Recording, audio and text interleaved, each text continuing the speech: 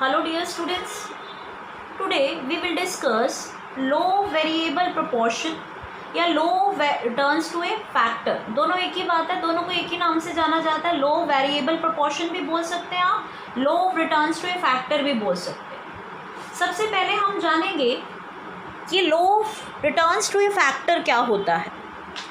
बच्चों, production function में ये जो टॉपिक है law variable proportion, it's a very important topic और आज हम ये टॉपिक आपसे डिस्कस करेंगे। सबसे पहले हम जानते हैं मीनिंग क्या होता है लो वेरिएबल प्रोपोर्शन का या law returns to a factor. समझते हैं, it is related to short run production function. जो ये लो है, ये थ्योरी है, ये किस प्रोडक्शन फंक्शन से रिलेटेड है? ये शॉर्ट रन प्रोडक्शन फंक्शन से रिलेटेड है बच्चों। इसका मतलब इस थ्योरी में जो चीज़ भी हम पढ़ेंगे किससे रिलेट करके पढ़ेंगे? शॉर्ट रन प्रोडक्शन फंक्शन से। आगे देखते हैं, as we increase the quantity of one input keeping other factor constant then the total product initially increase at increasing rate, then at decreasing rate and finally at negative rate.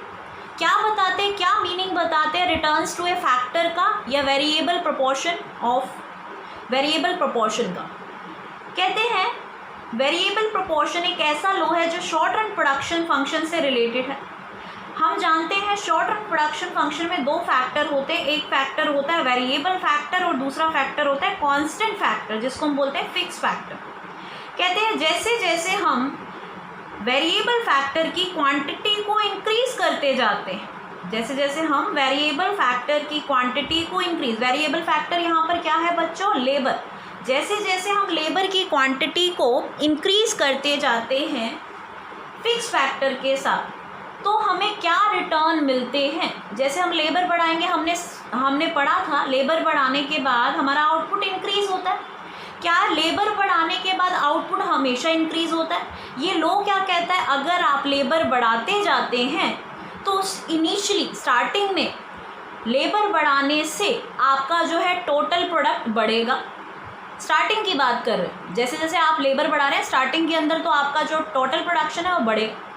फिर कहते हैं एक ऐसा time आएगा, एक ऐसा stage आएगा जब लेबर बढ़ाने के बाद आपका टोटल प्रोडक्शन क्या है? बढ़ेगा तो सही, लेकिन क्या हो गया? पहले से कम बढ़ेगा। पहले जितना बढ़ रहा था टोटल प्रोडक्शन उससे कम बढ़ेगा।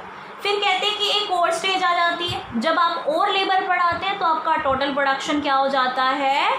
बढ़ना बंद हो जाता है और कम होना स्टार्ट हो जाता है। तो इस प्रोपोर्शन में लेबर बढ़ाने के बाद आपको रिटर्न्स मिलते हैं। जब हम इस प्रोपोर्शन की बात करते हैं शॉर्ट रन में, आपको इसी प्रोपोर्शन के अंदर रिटर्न्स मिलते हैं।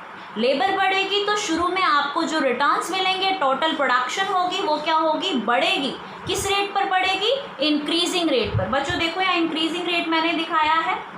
पहली लेबर लगाई तो 10 यूनिट बनाए, दूसरी लेबर लगाई तो 20 यूनिट बनाए, मतलब दो लेबर ने 20 यूनिट बनाए, 10 आउटपुट बढ़ा।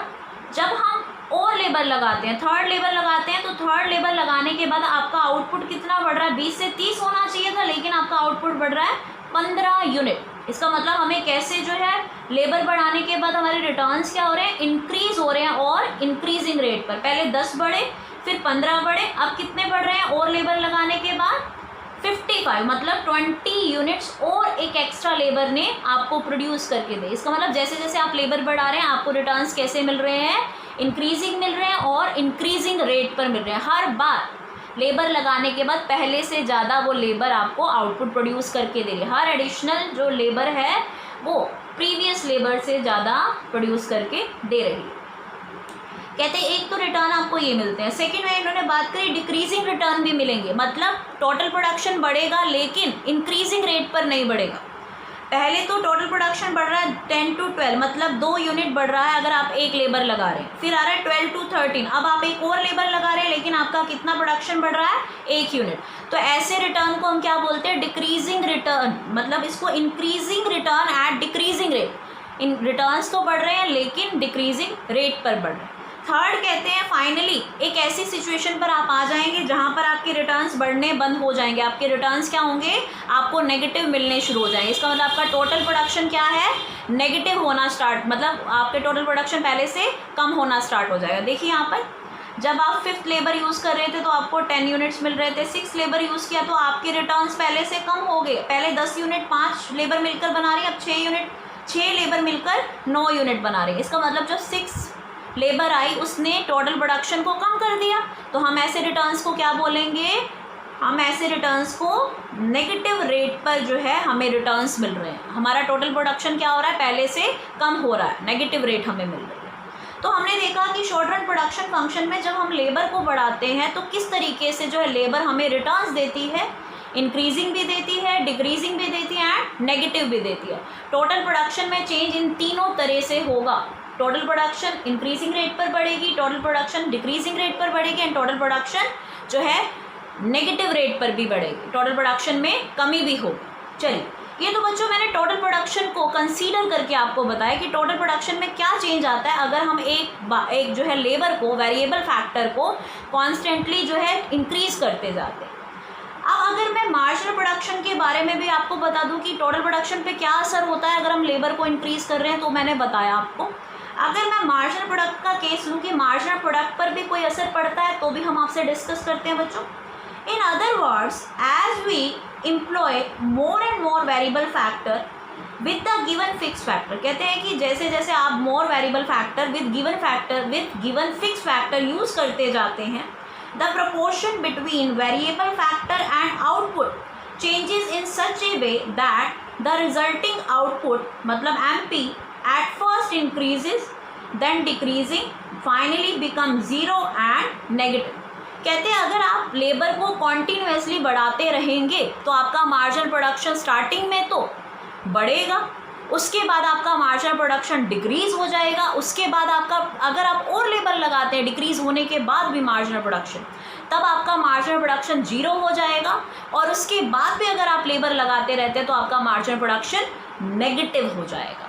तो ये प्रोपोर्शन आपको जो है मिलेंगे। लो वेरिएबल प्रोपोर्शन क्या कहता है, अगर आप लेबर को ही बढ़ाते जाते हैं तो आपको आपके प्रोडक्शन में कैसे रिटर्न्स मिलते हैं। इस रिटर्न्स के जो कॉन्सेप्ट को हमने देखा यहाँ पर कि एक लो है, बताते हैं कि इसी तरीके से रिटर्न्स मिलेंगे शॉर्ट रन प्रोडक्शन फंक्शन के अंदर, क्योंकि वहाँ पर सिर्फ वेरिएबल फैक्टर हमारे पास एक है जिसकी वजह से आउटपुट इंक्रीज होगा और एक फिक्स फैक्टर है जिसको हम जो है आउटपुट इंक्रीज करने में जो है वो हेल्पफुल नहीं है। आउटपुट इंक्रीज वेरिएबल फैक्टर की वजह से हो रहा है। अब हमारे पास एक पॉइंट आता है बच्चों, इस थ्योरी को एप्लीकेबल करने के लिए, मजबूत बनाने के लिए, ये थ्योरी जो है इम्प्लीमेंट हो, हमें ये थ्योरी इम्प्लीमेंट करनी है तो हमें कुछ कंडीशन फिक्स करनी पड़ेगी। जिन कंडीशंस में ये एप्लीकेबल होगी, ये नियम लागू होगा, उसको वो हमें कंडीशंस तो रखनी पड़ेंगी। तो इसके लिए मैंने यहाँ पर अजम्पशंस बनाई है। अजम्पशन ऑफ दिस लॉ, ये लॉ कौन कौन सी अजम्पशन, हमने क्या अज्यूम करा इस लॉ को बनाने में। कहते हैं सबसे पहले ये जो थ्योरी है या लॉ है, it is related to short run production function. ये जो मैं रिटर्न्स बता रही हूँ, इंक्रीजिंग, डिक्रीजिंग, नेगेटिव, ये सारे रिटर्न्स आपको कहाँ मिल रहे हैं, शॉर्ट रन प्रोडक्शन फंक्शन। मैंने लॉन्ग रन प्रोडक्शन फंक्शन में ये लॉ की बात नहीं करी बच्चों। मैंने बोला अगर शॉर्ट रन प्रोडक्शन फंक्शन में लेबर बढ़ती जाएगी तो आपको रिटर्न्स कैसे मिलेंगे, पहले increasing, then decreasing, then negative, इसी तरीके से आपको रिटर्न्स मिलेंगे। तो सिंपली हम बोल सकते हैं ये थ्योरी कहाँ पर अप्लाई होगी, only short run production function. Next देखें हम लोग, two factors of production are use, दो फैक्टर प्रोडक्शन के यूज होते हैं, वो कौन से हैं, fixed factor and variable factor. हमें पता है, हमने शॉर्ट रन प्रोडक्शन फंक्शन पढ़ा है और दो फैक्टर यूज होते थे, एक तो फिक्स फैक्टर और वेरिएबल फैक्टर। तो अभी जब हम टोटल प्रोडक्ट निकालेंगे, टोटल प्रोडक्ट बनाएंगे तो दो फैक्टर की हेल्प से बनाएंगे और वो दो फैक्टर क्या होंगे, एक तो फिक्स फैक्टर होगा और एक वेरिएबल फैक्टर होगा। नेक्स्ट आता है बच्चों, technology remains constant, most important जो है अजम्पशन। क्या कहा जा रहा है, ये जो लॉ कब जो है अप्लाई कर सकते हो, या लॉ जो है कब जो है सही कंडीशन में अप्लाई होगा, अगर एक प्रोडक्शन की टेक्नोलॉजी कांस्टेंट हो, टोटल प्रोडक्शन बढ़ा अगर वो टेक्नोलॉजी की वजह से बढ़ा तो हम कैसे शो कर पाएंगे कि लेबर का क्या रिटर्न आ रहा है? तो इसके लिए हमने क्या मान लिया, टेक्नोलॉजी रिमेन्स कांस्टेंट। प्रोडक्शन बढ़ेगा किसकी वजह से? ओनली लेबर को बढ़ाने की वजह से प्रोडक्शन बढ़ेगा भी सही, प्रोडक्शन कम भी होगा। तो हमने यहाँ पर 3 कंडीशंस मानी है बच्चों कि ये लॉ सिर्फ किस में अप्लाई होगा, शॉर्ट टर्म प्रोडक्शन फंक्शन में। 2 फैक्टर जो है यूज किए जाएंगे प्रोडक्शन में, fix factor and variable factor, and third है टेक्नोलॉजी रिमेन्स कांस्टेंट। आगे हम समझेंगे बच्चों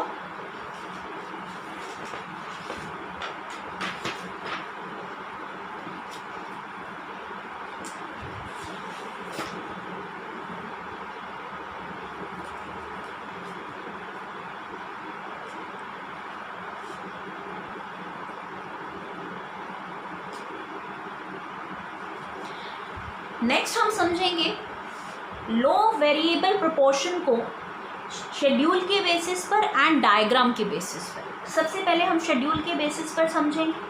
बच्चों मैंने एजम्पशन मानी है कि हम 2 फैक्टर की हेल्प से total production and marginal production देखेंगे कि अगर मैं लेबर में चेंज करती हूँ तो मेरा टोटल प्रोडक्शन कैसे चेंज हो रहा है और मार्जिनल प्रोडक्शन कैसे चेंज हो रहा है। मैं आपको शेड्यूल की हेल्प से समझाऊंगी बच्चों। सबसे पहले मैंने यूनिट्स ऑफ लैंड लिया है, फिर मैंने यूनिट्स ऑफ लेबर लिया है, थर्ड पॉइंट पर मैंने लिया टोटल प्रोडक्शन जिसको मैंने टीपी लिखा है, फिर मैंने मार्जिनल प्रोडक्ट की बात करी है बच्चों, ये है एमपी मार्जिनल प्रोडक्ट। अभी मैंने बताया कि वेरिएबल प्रोपोर्शन में आपको इंक्रीजिंग रिटर्न, डिक्रीजिंग रिटर्न मिलते हैं एंड नेगेटिव रिटर्न मिलते हैं। तो टेबल में देखते हैं क्या ऐसा हमें फाइंडिंग हो रहा है। चलिए हम स्टार्ट करते हैं।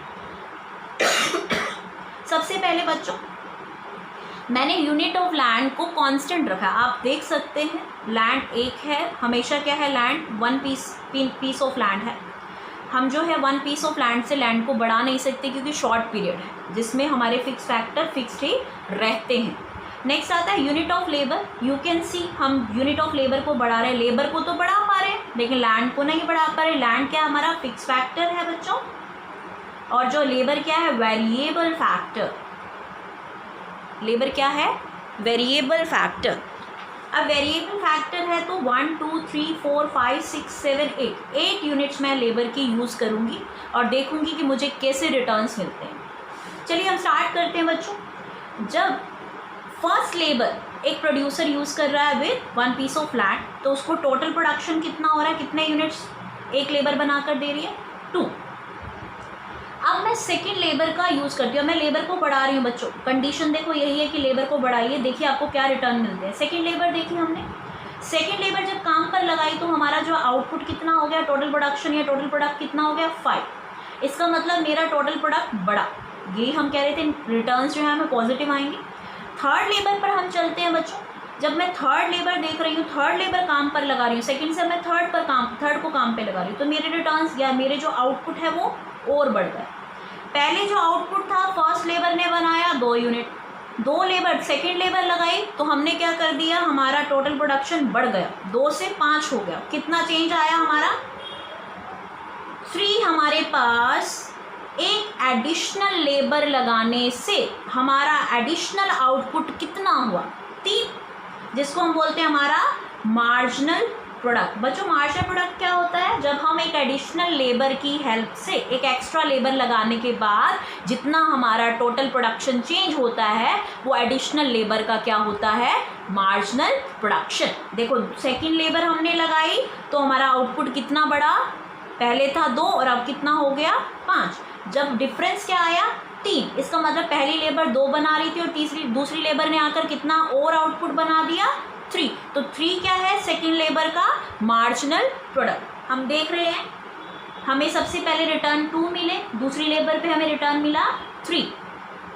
अब हमने 3 लेबर लगाई तो हमारे को आउटपुट कितना मिला, 9, और पहले हम कितना आउटपुट प्रोड्यूस कर रहे थे सेकेंड लेबर से, 5। तो डिफरेंस क्या आ गया बच्चों, 9 और 5 का डिफरेंस आ गया 4। इसका मतलब थर्ड लेबर ने 4 यूनिट आपको प्रोड्यूस करके दी, सेकेंड लेबर ने आपको 3 यूनिट एक्स्ट्रा प्रोड्यूस करके दिए, फर्स्ट लेबर ने आपको 2 यूनिट्स प्रोड्यूस करके दिए। देखिए आप जैसे जैसे वेरिएबल फैक्टर लगाते जा रहे हैं आपके जो वेरिएबल फैक्टर हैं आपको रिटर्न्स कैसे दे रहे हैं, इंक्रीजिंग। पहले 2 यूनिट बने, फिर दूसरी लेबर से 3 यूनिट बने, और फिर तीसरी लेबर से 4 एक्स्ट्रा यूनिट्स बने। इसका मतलब जैसे जैसे लेबर बढ़ा रहे हैं आपका टोटल प्रोडक्शन भी बढ़ता जा रहा है। और किस रेट से बढ़ता जा रहा है, 2, 3, 4, हर बार जो है उसका रेट इंक्रीज हो रहा है। दैट्स व्हाई हम क्या बोल रहे हैं, MP is increasing and total production is also increasing, and total production is increasing at increasing rate. जब टोटल प्रोडक्शन बढ़ रही होती है बढ़ती दर से, 2 का डिफरेंस, 3 का डिफरेंस, 4 का डिफरेंस, हर बार आपको डिफरेंस क्या मिल रहा है, ज़्यादा मिल रहा है। हर बार आपका जो प्रोडक्शन एडिशनल हो रहा है वो ज़्यादा हो रहा है। तो इस रिटर्न्स को हम क्या बोलेंगे, इंक्रीजिंग रिटर्न्स बोलेंगे। एक फैक्टर आपको क्या दे रहा है, इंक्रीजिंग रिटर्न दे रहा है। अब नेक्स्ट चलें बच्चों आगे। यहाँ तक तो हमें इंक्रीजिंग रिटर्न मिलेगी। नेक्स्ट हम चलते हैं 4th लेबर पर चलते हैं कि अगर एक प्रोड्यूसर 4th लेबर लगा देता है, 4th लेबर लगाता है तो उसका टोटल प्रोडक्शन क्या हो जाता है, 12 यूनिट। 4th लेबर लगाने के बाद 12 यूनिट्स बना रहा है, और पहले 3rd लेबर लगाने के बाद वो 9 यूनिट्स बना रहा था। डिफरेंस देखिए, आप मार्जिनल प्रोडक्ट निकालना है तो आप क्या देखेंगे, डिफरेंस देखेंगे, और डिफरेंस यहाँ पर क्या आएगा, 3 का डिफरेंस क्या आया बच्चों, 3। 3rd और 4th यूनिट के अंदर, 3rd लेबर और 4th लेबर के अंदर डिफरेंस क्या है, 3 लेबर मिलकर 9 यूनिट बनाती थी, और 4th लेबर ने उनके जो है यूनिट्स को बढ़ाकर 12 यूनिट्स कर दिया। इसका मतलब 4th लेबर ने 3 यूनिट को एडिशनल बढ़ाया। जबकि हमने देखा था कि पहले 3rd लेबर ने तो हमारे को 4 जो है यूनिट्स को बढ़ाया था, लेकिन जब मैंने 4th यूनिट लगाया, 4th लेबर लगाई, तो कितने यूनिट्स बढ़े, ओनली 3। नेक्स्ट देखते हैं हम लोग 5th लेबर को लगाते हैं काम पर। अब 5th लेबर को काम पर लगाया तो आपका टोटल प्रोडक्शन बढ़ गया 40, और 4th लेबर तक ये कितना था, 12। डिफरेंस कितना आया बच्चों, 2 का।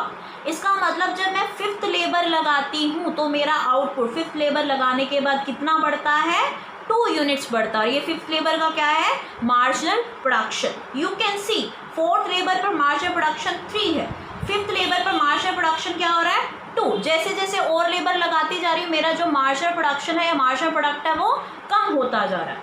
अब मैंने 6 लेबर और लगा दी, अब मेरा जो आउटपुट है कितना इंक्रीज हुआ बच्चों, सिर्फ 1 यूनिट इंक्रीज हुआ। 5th लेबर 14 यूनिट बनाकर दे रही है, 6th लेबर मिलकर 15 यूनिट्स बना रही है। इसका मतलब जब नई यूनिट आई सिर्फ उसने क्या करा, 1 यूनिट एक्स्ट्रा प्रोड्यूस करके दिए। तो 6 यूनिट का जो एडिशनल प्रोडक्ट है वो क्या है, 1। यू कैन सी हम जैसे जैसे 4th, 5th, 6th यूनिट को यूज़ करते हैं लेबर के, आपका आउटपुट बढ़ता ज़रूर है बच्चों, आपका टोटल प्रोडक्शन बढ़ता ज़रूर है, लेकिन आपका मार्जिनल प्रोडक्ट क्या हो रहा है, कम हो रहा है। पहले मार्जिनल प्रोडक्ट 2, 3, 4 था एक फेज़ के अंदर, दूसरे फेज़ के अंदर जैसे हमने एंटर करा, हमने 4th, 5th, 6th लेबर लगाई तो हमारा मार्जिनल प्रोडक्ट हम देख रहे हैं हर बार एडिशनल लेबर लगाने के बाद हमारा जो मार्जिनल प्रोडक्ट होता है वो पहले से क्या हो जाता है, कम हो जाता है। यहाँ पर 3 यूनिट एडिशनल जो है लेबर बनाकर दे रही है, फिर हमने एक और एडिशनल लेबर लगाई, उसने हमें 2 यूनिट बनाकर दिए, फिर हमने एक और एडिशनल यूनिट लेबर लगाई तो उसने हमें 1 यूनिट या एक्स्ट्रा बनाकर दिया। इसका मतलब एक फर्म का मार्जिनल प्रोडक्ट लेबर को बढ़ाने के बाद कम होता दिख रहा है। इस फेस में हम क्या देख रहे हैं, लेबर तो बढ़ रही है लेकिन जो मार्जिनल प्रोडक्ट है वो क्या हो रहा है, फर्म का कम होता जा रहा है। उसके पीछे रीज़न हम अभी बताएंगे ऐसा क्यों होता है। ऐसे सिचुएशन को हम क्या बोलते हैं, ऐसे रिटर्न्स को हम क्या बोलते हैं बच्चों, डिक्रीजिंग रिटर्न। जहाँ पर मार्जिनल प्रोडक्शन क्या हो जाती है, मार्जिनल प्रोडक्ट डिक्रीज होना शुरू हो जाती है, उस केस को हम क्या बोलते हैं, decreasing returns of variable factor. Variable factor अब आपको कैसे रिटर्न दे रहा है, डिक्रीजिंग, गिर रहे हैं रिटर्न्स।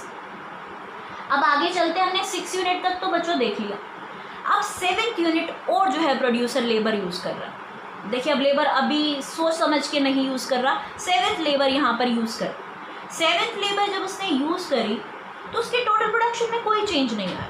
टोटल प्रोडक्शन कॉन्टीन्यूस जो है 15 और 15 ही रहेगा, कांस्टेंट है। यहाँ पर 7th लेबर पे जो है 15 यूनिट बना रही है और 6 लेबर क्या वो भी 15 बना रही है।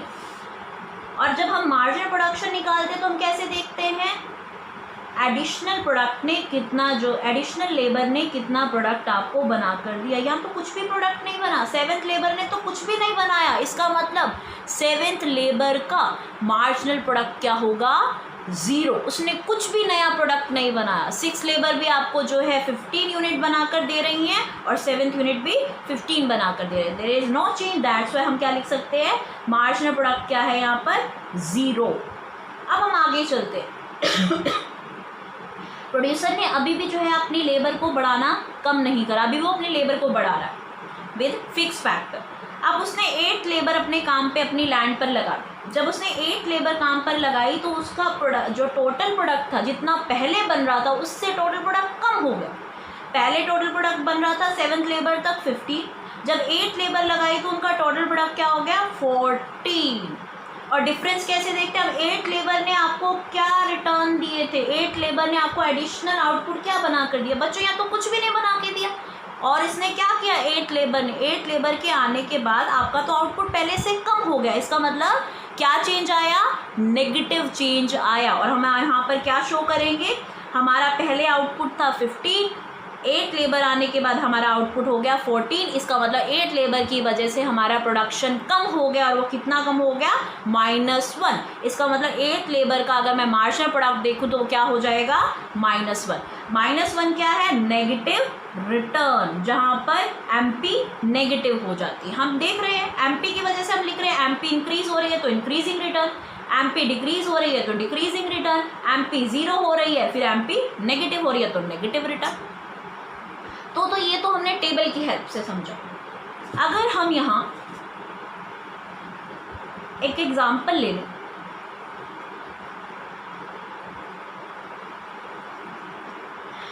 इस एग्जाम्पल में हम देखते हैं एक पीस ऑफ लैंड है।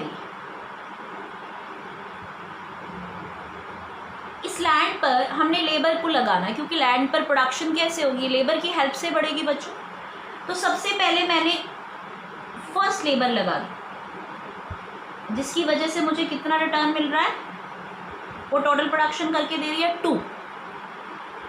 अब मैंने सेकंड लेबर लगा दी, अब मेरी टोटल प्रोडक्शन, ये सारा स्पेस खाली पड़ा, एक लेबर ने सिर्फ इतना एरिया ही कवर किया था, बाकी सारा एरिया फ्री पड़ा है।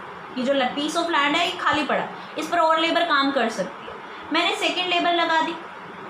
मैंने सोचा था कि मेरे को पहली जो है लेबर 2 यूनिट बना कर दे रही है तो दूसरा क्या करेगी, 4 यूनिट बना देगी दोनों मिलकर, लेकिन मुझे रिटर्न्स कैसे मिले हैं, 2 से हम 5 पर पहुंच गए, मतलब मेरी एक्सपेक्टेशन से ज़्यादा।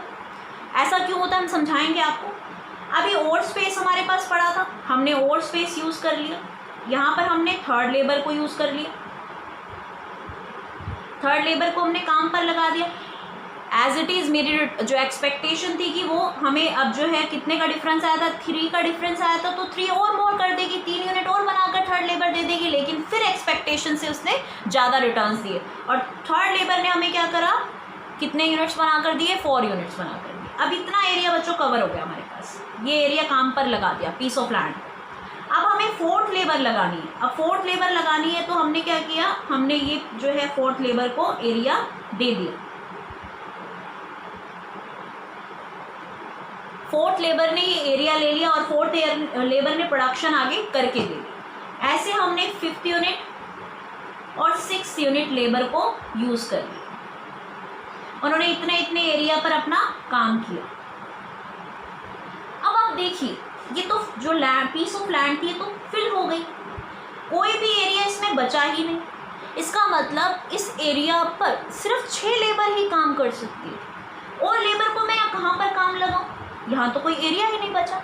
अगर मैं 7th एंड 8th लेबर लगा देती हूँ तो हमारे पास कुछ जगह ही नहीं है काम कराने की, इसका मतलब वो तो कुछ प्रोड्यूस करके ही नहीं देंगे। ऐसे हम टेबल में देख सकते हैं बच्चों, जब मैंने 7th लेबर लगाया तो कुछ भी प्रोडक्शन नहीं हुआ।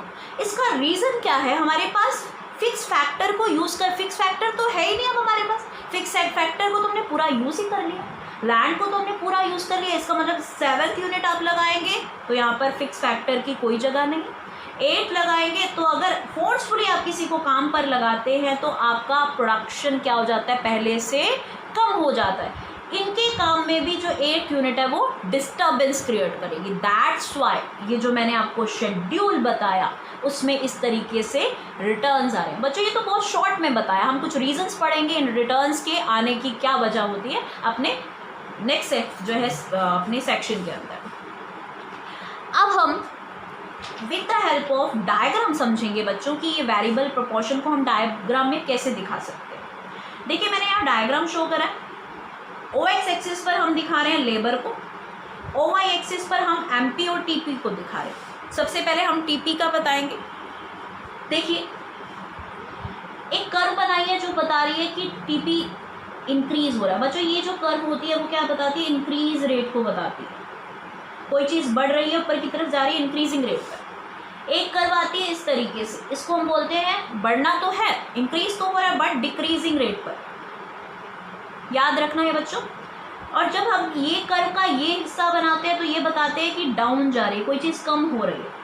यहाँ पर ये भी बढ़ रही है और ये भी बढ़ रही है, लेकिन ये क्या है? इंक्रीजिंग रेट पर। और इस तरीके की शेप को क्या बताते हैं? बढ़ना बट डिक्रीजिंग रेट पर। और जब कोई डाउनफॉल हो रहा है तो उसका मतलब क्या होता है? वो कम हो रहा है। तो यहाँ पर मैंने टीपी में 3 शेप्स बनाई हैं बच्चों। सबसे पहले टीपी क्या हो रहा है? इंक्रीज हो रहा है एट इंक्रीजिंग रेट। हम टेबल में देख सकते हैं 259 रेट जो है बढ़ रहा है। पहले 2 बढ़ रहा है, फिर 3 बढ़ रहा है, फिर 4 बढ़ रहा है। इसका मतलब हम बढ़ रहे हैं टीपी में इंक्रीजिंग रेट पर।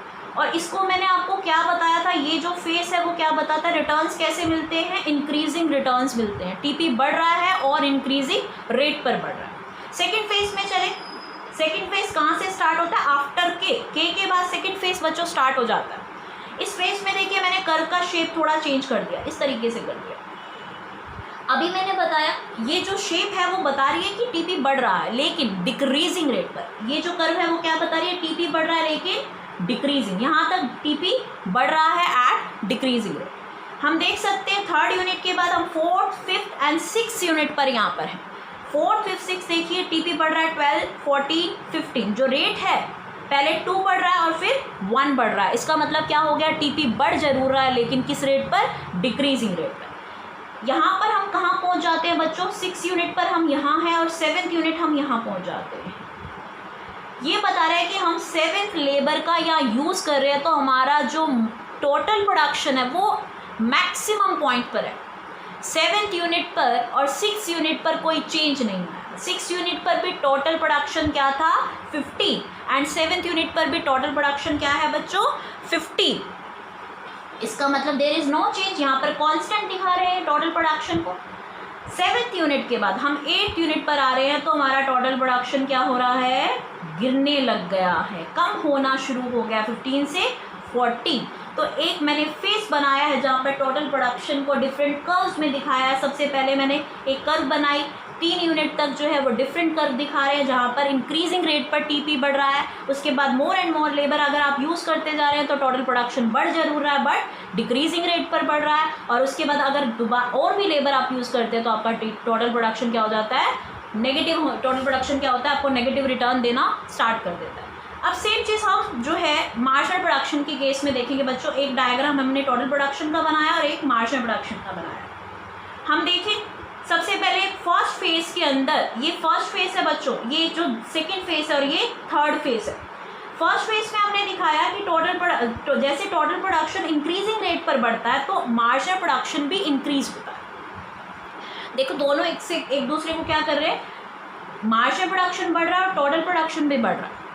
लेकिन जब टोटल प्रोडक्शन डिक्रीजिंग रेट पर बढ़ने लग जाता है, टोटल प्रोडक्शन डिक्रीजिंग रेट पर बढ़ने लग जाता है तो मार्जिनल प्रोडक्शन क्या होने लग जाता है? डिक्रीज होने लग जाता है। देखिए हम सेकेंड फेज में पहुंच गए।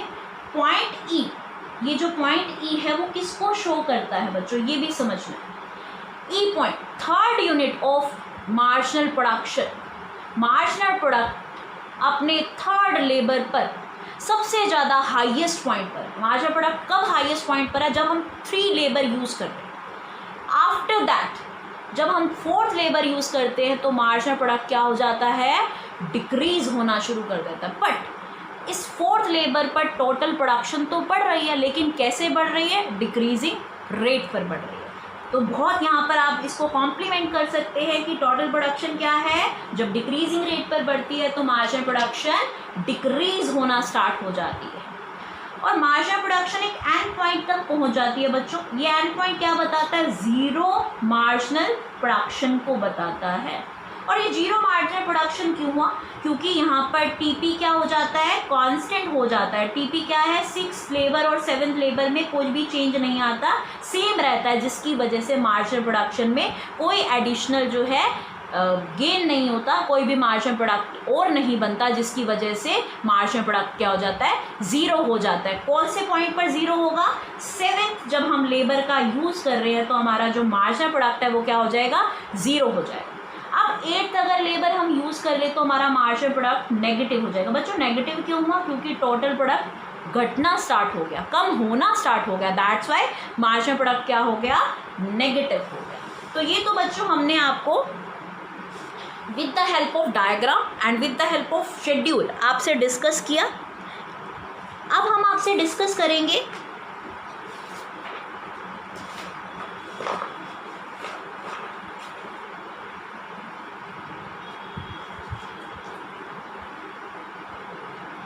causes of increasing returns to a factor।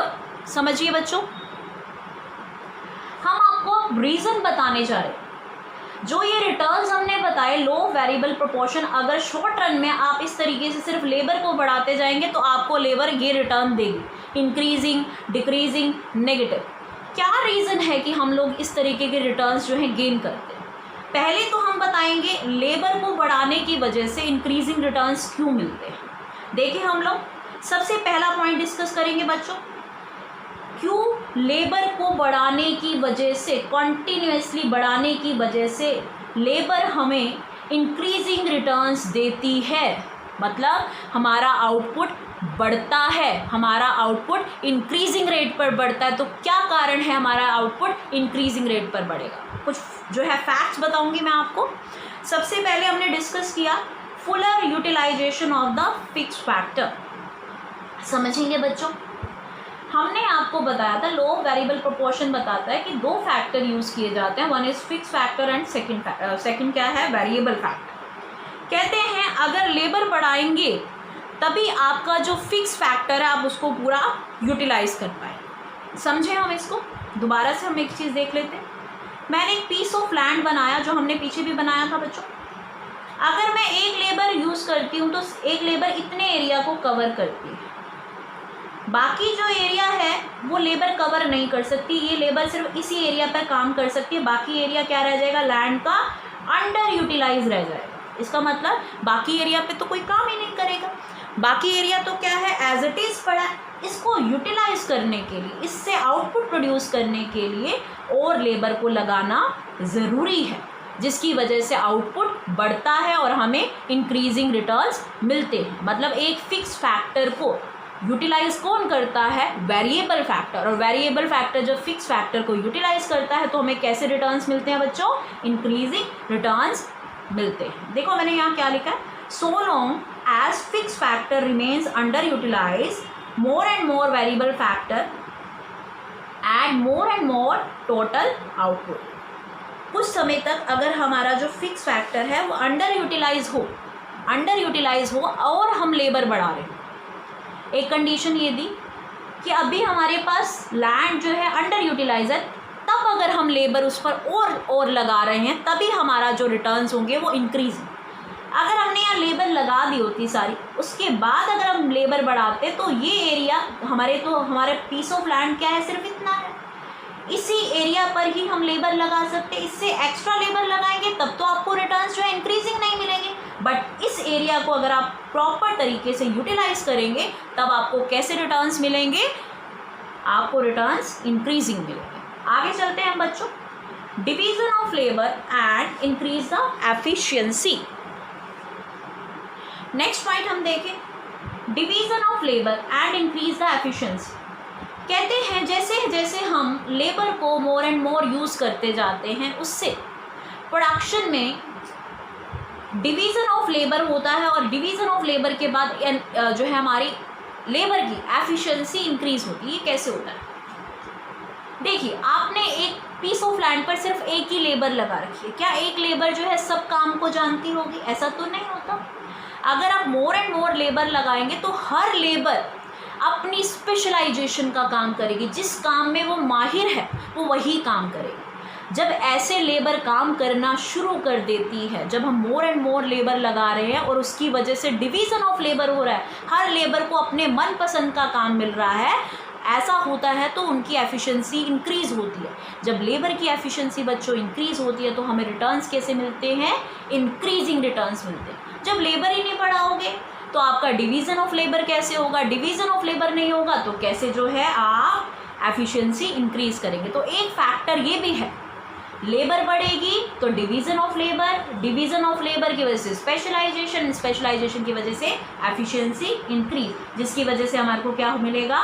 Higher returns मिलेंगे, इंक्रीजिंग रिटर्न्स मिलेंगे। नेक्स्ट आता है better coordination between the factors. ये बहुत इंपॉर्टेंट है। क्या कह रहे हैं कि अच्छे कोऑर्डिनेशन की वजह से भी ना फैक्टर में अच्छे कोऑर्डिनेशन बन जाते हैं जब आप लेबर को बढ़ाते हैं। कब ये अच्छे कोऑर्डिनेशन बनते हैं बच्चों? कोऑर्डिनेशन क्या होता है? बैलेंस बिठाना, किसके बीच में? फिक्स फैक्टर और वेरिएबल फैक्टर। जब एक फिक्स फैक्टर और वेरिएबल फैक्टर, मतलब वेरिएबल फैक्टर बढ़ाते जाइए, कब तक बढ़ाते जाइए? जब तक फिक्स फैक्टर को पूरा यूज़ ना कर लीजिए, तब तक बढ़ाते जाइए। तो एक कोऑर्डिनेशन हो गया ना, फिक्स फैक्टर अंडर यूटिलाइज पड़ा था, वेरिएबल फैक्टर ने उस अंडर यूटिलाइज को किस में कन्वर्ट किया? यूटिलाइज में। तो फिक्स फैक्टर और वेरिएबल फैक्टर में कोऑर्डिनेशन होने स्टार्ट हो गया। जब कोऑर्डिनेशन हुआ तो रिटर्न्स कैसे आए? इंक्रीजिंग रिटर्न्स एक फैक्टर में दिया। कोई चीज़ में कोऑर्डिनेशन कब कर सकते हैं? जब दोनों जो है आप दोनों को अच्छे से जो है बैलेंस बिठा रहे। तो हम आगे पढ़ते हैं बच्चों। नेक्स्ट आता है, ये तो हमने 3 पॉइंट्स पढ़े जो किस चीज़ को बता रहे हैं कि इंक्रीजिंग रिटर्न्स किस वजह से मिलते हैं। अगर शुरू में आप लेबर बढ़ाओगे तो आपका जो फिक्स फैक्टर है वो पूरी तरीके से यूटिलाइज होगा, जिसकी वजह से इंक्रीजिंग रिटर्न मिलेंगे। अगर आप स्टार्टिंग के अंदर लेबर बढ़ाते हैं तो लेबर जो है डिवाइड करके आप उनको स्पेशलाइजेशन बेस काम दे सकते हैं, जिसकी वजह से आपका जो है जो आपके रिटर्न्स है वो हाई हो सकते हैं। फिर कहते हैं जब इनिशियल स्टेज के ऊपर आप अपने वेरिएबल फैक्टर को बढ़ाते हैं तो वेरिएबल फैक्टर जो है फिक्स फैक्टर के साथ कोऑर्डिनेट करके अपने आउटपुट को बढ़ाता जाता है। अब नेक्स्ट पॉइंट आता है बच्चों, ये भी बहुत इंपॉर्टेंट है समझना हमने। नेक्स्ट पॉइंट हमें बताता है causes of decreasing returns to a factor. अब ये भी समझेंगे, क्या बता रहे हैं कि क्या कारण है जिसकी वजह से आपका जो रिटर्न है वो क्या होने लग जाता है, जो आउटपुट है वो क्या होने लग जाता है, आपको डिक्रीजिंग रिटर्न्स देने लग जाता है। लेबर जब आप बढ़ाते हैं तो क्यों जो है लेबर के बढ़ने की वजह से आपका आउटपुट क्या होने लग जाता है? कम होने लग जाता है। कारण देखते हैं। पहला रीज़न बता रहे हैं, पहला कॉजेज बता रहे हैं, क्या बता रहे हैं? Fixity of the factor. Law of variable proportion हमको बताता है 2 फैक्टर्स हैं, one is fix and second is variable.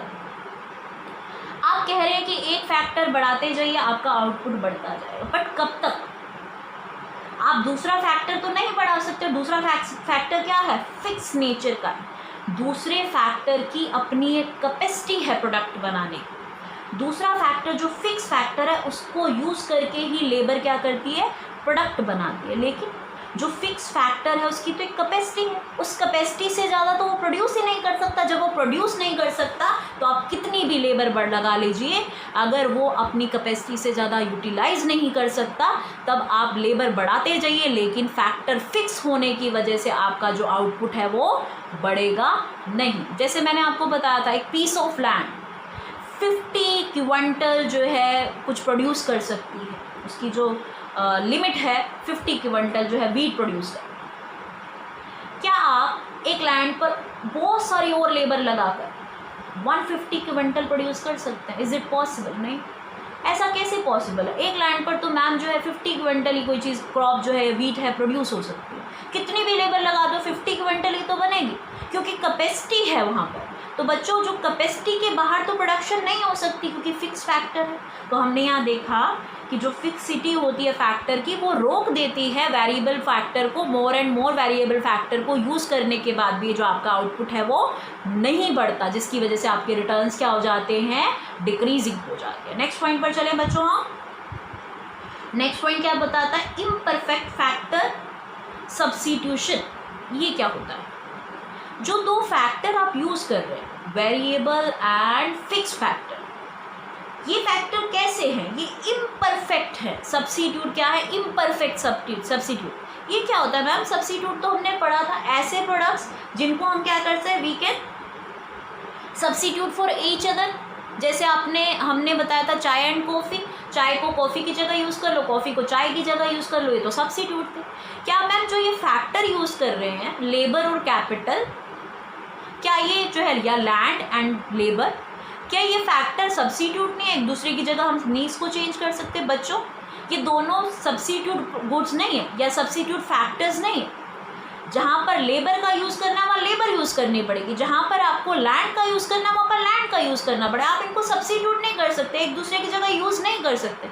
जब एक दूसरे की जगह यूज़ ही नहीं कर सकते और एक फैक्टर क्या है फिक्स्ड है, तो वो फैक्टर पूरी तरीके से यूज़ होने के बाद आप उसको रिप्लेस कैसे करें?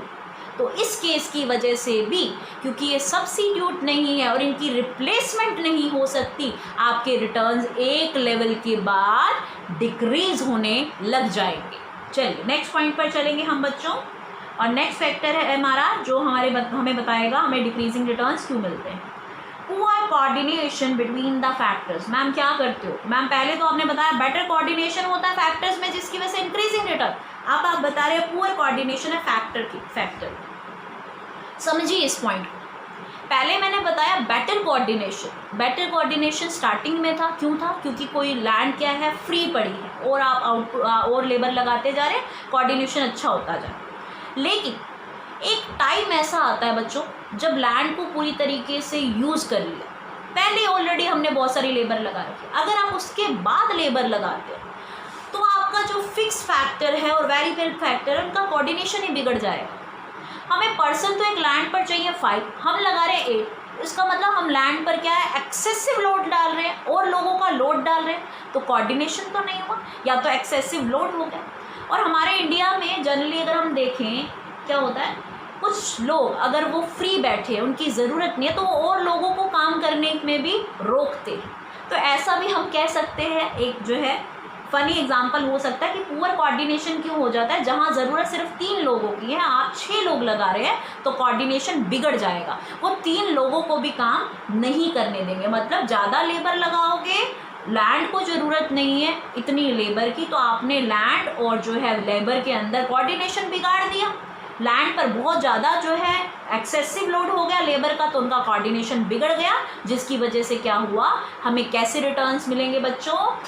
Decreasing returns. तो अब मैंने आज जो टॉपिक डिस्कस किया स्टार्टिंग से थोड़ा सा बता देते हैं। हमने लॉ वेरिएबल प्रोपोर्शन के बारे में बताया कि जो है डिफरेंट प्रोपोर्शन में आपको रिटर्न्स कैसे मिलते हैं, इंक्रीजिंग भी मिलते हैं, डिक्रीजिंग भी मिलते हैं, नेगेटिव भी मिलते हैं। वो किस रीज़न से मिलते हैं वो हमने अभी आपको जो कॉजेज़ बताए कि एक फिक्स फैक्टर है और एक वेरिएबल फैक्टर है, तो कुछ रिस्ट्रिक्शंस हैं जिसकी वजह से लेबर चाहे आप ज़्यादा लगाएं लेकिन आपको एक टाइम पीरियड पर उसके रिटर्न्स क्या होंगे, डिक्रीजिंग भी होंगे और नेगेटिव होंगे। तो आज हम टॉपिक्स जो है फिनिश करते हैं बच्चों। Thank you so much.